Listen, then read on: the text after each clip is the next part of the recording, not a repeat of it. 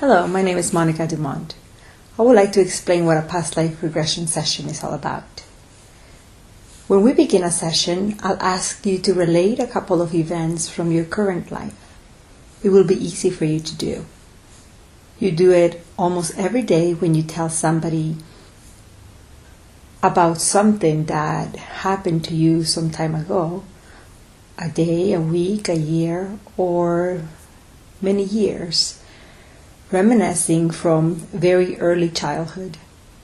After relating a story or two, you will continue to move easily, sequentially from those life memories and go back through birth. Then you'll be able to go back through to where you were before birth and to a previous lifetime on earth. Now, even though we all know that all is one, we use the word back because it is meaningful in our earthly concept of time relationships. Everything that has happened to you is stored in your memory. There are different ways in which people store experiences. Although those ways of recording and recalling are unique, to some extent, to each individual, there are some basic categories of how people process information. About 70% of all people record, store, and recall information visually. They see it in their mind's eye. Even though their eyes are closed, they can visualize memories. They are called visual learners. Their primary method is visual. A second group of people can recall by hearing inner promptings. Usually, they don't visualize events. Perhaps you have heard of somebody say, "I can hear him or her now." They are called auditory learners. They process memories by hearing inner voices and then they relate the information. The third major group of people tend to be more feeling-oriented. Their primary method of storing experiences is called kinesthetic. They tend to feel or to sense or to get impressions of what happened. They put those impressions into words. Other people recall a taste or an aroma, and then they proceed from there. Many people have a primary and a secondary method of storing experiences. Primarily, they could be visual, but could have auditory or kinesthetic learning skills to complement the storing and the recalling of experiences. Any of the five senses can be used to trigger a memory. It seems, though, that each person has a preferred sense modality to use for the recall of events. It happens sometimes that a person will have a certain primary modality in the current life and will have had a different one in the life being processed. For that reason, I encourage you to open to the various methods in which memory is stored. It might seem unusual when information is coming to you in a completely different mode from your usual way of recalling events. I'll remind you to let the story tell itself. That suggestion will help you relate your information easily. At first, the past life memory may seem unreal. Later, however, just as many have said, you'll say, if I wanted to make up a plausible story, that one wouldn't be it. Soon, you'll put your judgment aside and you'll get involved in the events. The story will tell itself. Words will seem to flow from your mouth, and you, a part of you, will be amazed at your ability to recall events from the deep past. When you open yourself to the flow of information and emotion, there will be a steady increase. In the first session, some people don't become immersed into the past life. The experience is that of recall. They are aware of both, of processing a previous life and of being in the office guided by inner promptings.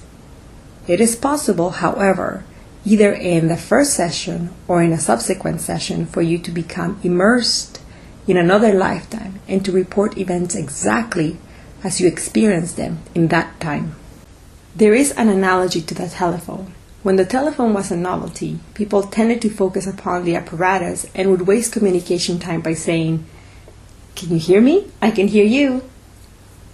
When we started making phone calls from airplanes, callers would say, "Guess where I'm calling from?" And even now, with the relatively newness of almost everyone having a cell phone, people are asking, "Where are you calling me from?" It is time to accept the functioning of the apparatus, both of the telephone and past life recall, and to start focusing on meaningful communication. Your unconscious mind yields those memories from the past. If you have become too occupied with that conscious mind, then maybe you don't know that you have a vast storehouse of experiences. Perhaps you use most of your time employing that dominant, analytical part of your brain. The brain function of that part of your brain is to analyze, to critique, and to evaluate everything which comes into your life. In the past life session, we wait until the flow of events, information, experiences, and feelings have ceased, and then we begin the process of analysis. You are advised to withhold analysis until after the trance part of the session. At the appropriate time, you may analyze to your heart's content. In the trance session, you are opening yourself to deep and personal memories, your sacred and holy memories. Analysis is done by the conscious mind. The past life recall is done by the unconscious mind. Attempts at analysis could delay or could stop the flow of information. If you switch to the analytical part of your brain, then it is possible for you to lose the depth which you have achieved, and you might have to start trance work all over again. So experience first, analyze later. When you begin to relate what you perceive, what you visualize, what you feel, hear, or sense, I'll guide you to process your deepest memories. And following the recall, I'll help you understand and to appreciate the treasure of the memories given to you from your unconscious mind. Trust your unconscious mind to provide the memories that you need. Memory is a sensitive and delicate flower. It opens only in a place of trust and respect. Usually we focus on the positive experiences. You can learn much through your accomplishments as you can from your mistakes. We have many of both. When you focus on your strengths, you can become even stronger in those particular areas. The work of past life exploration involves the appreciation of the benefits and the accomplishments of that past, as well as the healings of life's low points. I'll ask questions which require you to go to the most relevant experiences within that lifetime which you have recalled. I'll direct you to relate your information aloud, clearly and openly. After you have processed the significant events of that life, I'll ask you about the death experience at the end of that lifetime.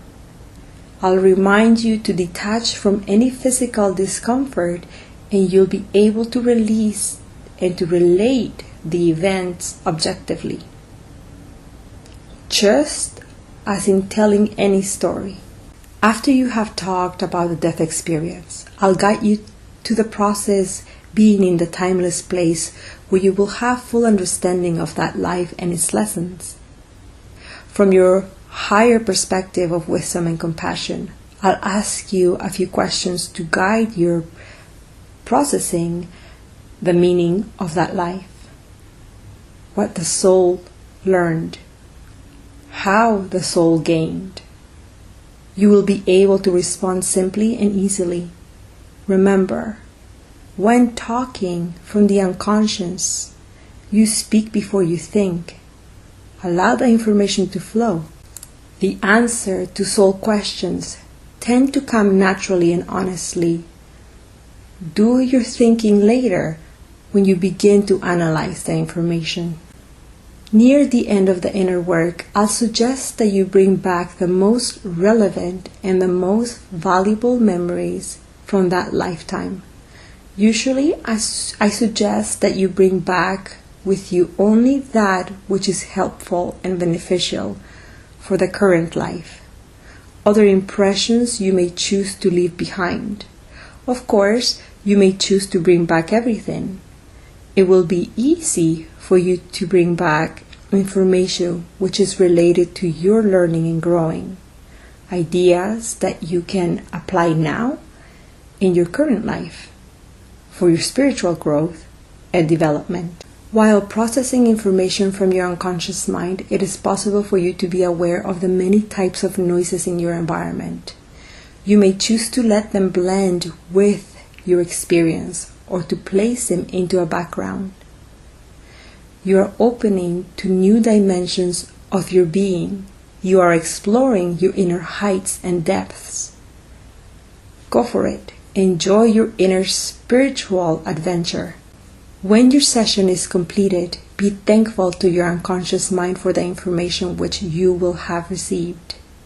Enjoy the experience of a major life epic, another milestone in your soul's journey through time. Relax, assimilate the information, and enjoy your accomplishments. Later in the days ahead, it is possible that you will receive further flashes of insight or dreams related to that past life. Appreciate and document that material. Write it into a journal, any new insight about that lifetime. The door to your unconscious mind retains ajar, and a new inspiration can come at any time. By logging all such insights, you will increase the learning gain in your session. Through the act of writing, you will get more revelations, insights, and understandings of your inner healing work. In addition to the entries of your journal, you could make a chart highlighting and encapsulating the basic issues and learnings of your past life. Each life is rich in learning experiences.